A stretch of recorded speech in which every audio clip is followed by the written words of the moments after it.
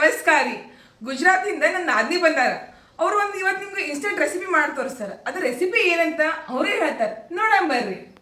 ಅಕ್ಕ, ನಮ್ಮ ಕ್ರೇಜಿ ಕುಟುಂಬ ಫಾಲೋವರ್ಸ್ಗೆ ನೀವು ಪರಿಚಯ ಮಾಡ್ಕೊಡ್ರಿ. ಆಯಿತು. ಎಲ್ರಿಗೂ ನಮಸ್ಕಾರ. ನನ್ನ ಹೆಸರು ಶುಭಾಂಗಿನಿ ಅಂತ. ನಾ ಪೂಜನ್ ನಾದ್ನಿ. ಇವ್ರ ಹೆಸರಿಗೆ ಅಷ್ಟೇ ನಾದ್ನಿ, ಖರೆ ನೋಡಿದ್ರೆ ನಮ್ಮ ಅಕ್ಕಂತಾರನೇ. ಓಕೆ, ಆಕಿ ಬಂದಾಗಿನಿಂದ ನನಗೆ ಏನಾರು ಹೊಸ ರೆಸಿಪಿ ಕಲಿಸ್ರಿ ಅಕ್ಕ ಅಂತ ಹೇಳಕತ್ತಿದ್ಲು. ಅದಕ್ಕೆ ಇವತ್ತು ನಾವೊಂದು tomato dosa, instant tomato dosa ಕಲಿಸಕತ್ತೀನಿ. ಬರ್ರಿ, ನಿಮ್ಗೆಲ್ರಿಗೂ ಸೇರ್ತದಂತ ಆಸೆ ಮಾಡ್ತೀನಿ. ನೋಡ್ರಿ, ಈ ರೆಸಿಪಿಗೆ ಏನೇನು ಬೇಕಾಗ್ತದಂತ ಹೇಳ್ತೀನಿ. ಈ ಇನ್ಸ್ಟೆಂಟ್ ಟೊಮೆಟೊ ದೋಸೆ ಮಾಡ್ಲಿಕ್ಕೆ ಏನೇನು ಬೇಕಾಗ್ತದಂದ್ರೆ, ಈ ಬಟ್ಟಲದಿಂದ 2 ಬಟ್ಟಲ ರವೆ ತೊಗೊಂಡೇನಿ.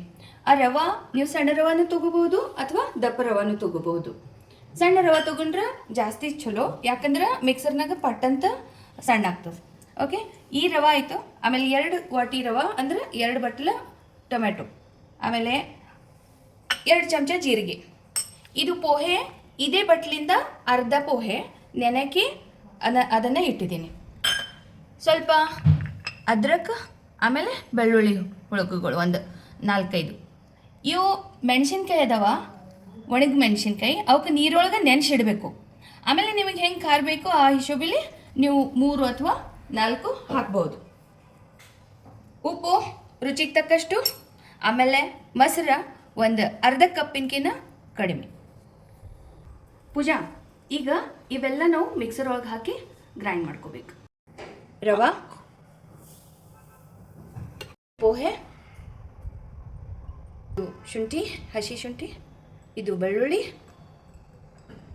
2 ಸ್ಪೂನ್ ಜೀರಿಗೆ, 2 ಟೊಮೆಟೊ ಕಟ್ ಮಾಡಿ ಇಟ್ಟಿದ್ದು ಮೀಡಿಯಮ್ ಸೈಜ್ದು ಅವು ಹಾಕ್ತೀನಿ. ಇದು ನಿಮ್ಗೆ ಹೇಳಿದ್ನಲ್ಲ, ನಿಮ್ಮ ರುಚಿಗೆ ತಕ್ಕಂಗೆ ನೀವು ಹಾಕ್ಬೋದು. ಇವು ಸ್ವಲ್ಪ ಖಾರನೇ ಇರ್ತಾವೆ ದೋಸೆ. ಅದು ಬ್ಯಾಡಗಿ ಮೆಣಸಿನ್ಕಾಯಿ ಸ್ವಲ್ಪ ಸಪ್ಪಗ, ಅದಕ್ಕೆ 3-4 ನೀವು ಹಾಕ್ಬೋದು.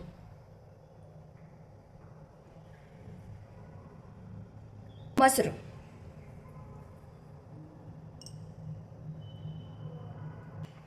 ನಿಮಗೆ ರುಚಿಗೆ ತಕ್ಕಂಗೆ ಉಪ್ಪು, ಆಮೇಲೆ ಬೇಕಾದ್ರೆ ನಿಮಗೆ ಕಡಿಮೆ ಅನ್ಸಿದ್ರೆ ನೀವು ಹಾಕೋಬೋದು.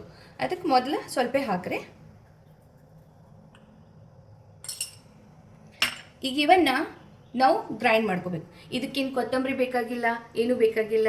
ಇದಕ್ಕೆ ಒಂಥರ ಕೆಂಪು ಬಣ್ಣ ಬರ್ತದೆ, ಅದು ಭಾಳ ಸುಂದರ ಕಾಣಿಸ್ತದೆ. ಅದಕ್ಕೆ ಇದಕ್ಕೇನು ಕೊತ್ತಂಬರಿ ಹಾಕ್ಬೇಕಂತೇನಿಲ್ಲ.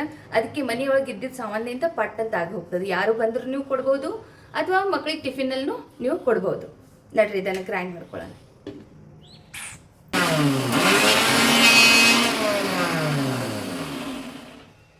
ಒಂದೇ ಸಲ ತಿರುಗಿಸ್ಕೋಬೇಕು, ಆಮೇಲೆ ಸ್ವಲ್ಪ ನೀರು ಹಾಕಿ ಆಮೇಲೆ ಗ್ರೈಂಡ್ ಮಾಡಬೇಕು.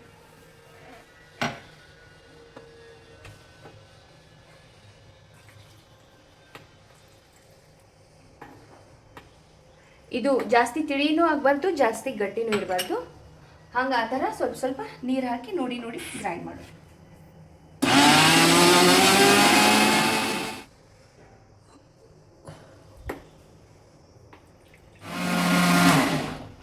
ಪೂಜಾ, ಹಾಂ, ಈಗ ಆಯ್ತೇನು ನೋಡಮ್ಮ. ಹಾಂ,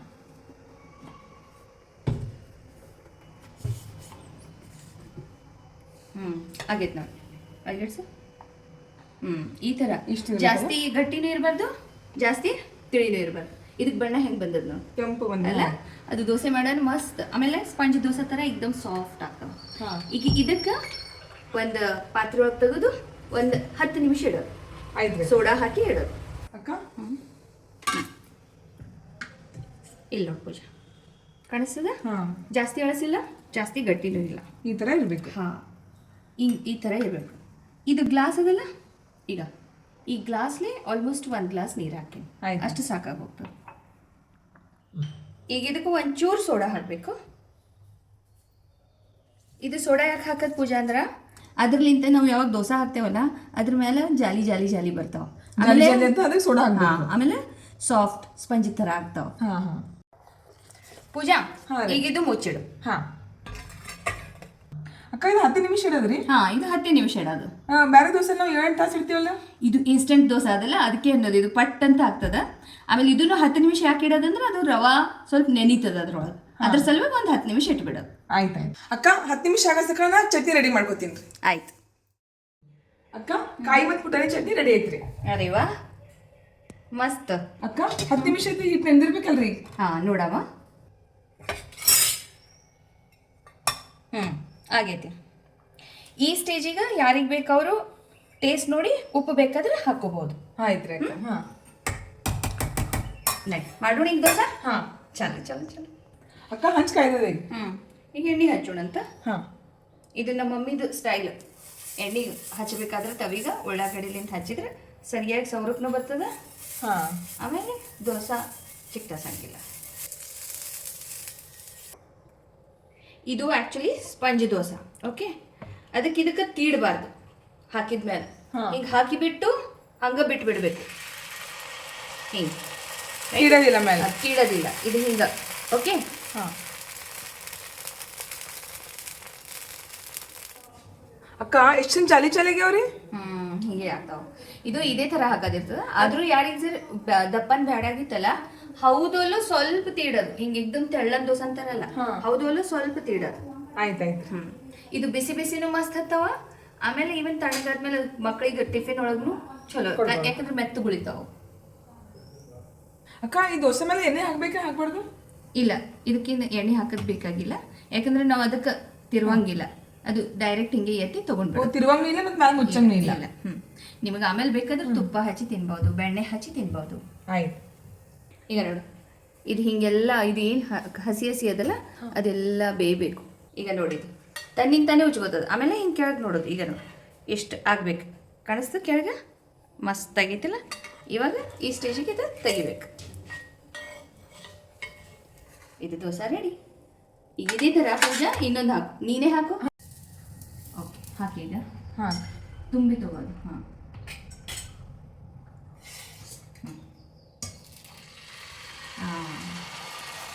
ಕರೆಕ್ಟ್. ಕರೆಕ್ಟಾ? ಹಾಂ, ಗ್ಯಾಸ್ ಒಮ್ಮೆ ಬಿಸಿ ಆದ್ಮೇಲೆ ಸ್ವಲ್ಪ ಮೀಡಿಯಂನಲ್ಲಿನೇ ಇಡಬೇಕು. ಗ್ಯಾಸ್ ಮೀಡಿಯಂ ಇಡಬೇಕು. ಮೀಡಿಯಂ.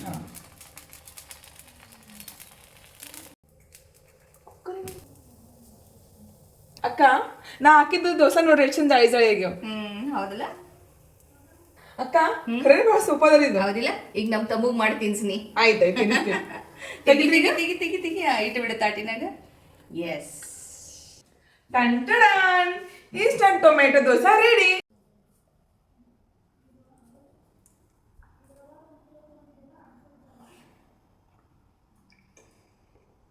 ಸೂಪರ್. ಅಕ್ಕ ಈಗ ನಾನು ನಿಮ್ಗೆ ತಿನ್ನಿಸ್ತೀನಿ. ಹಾ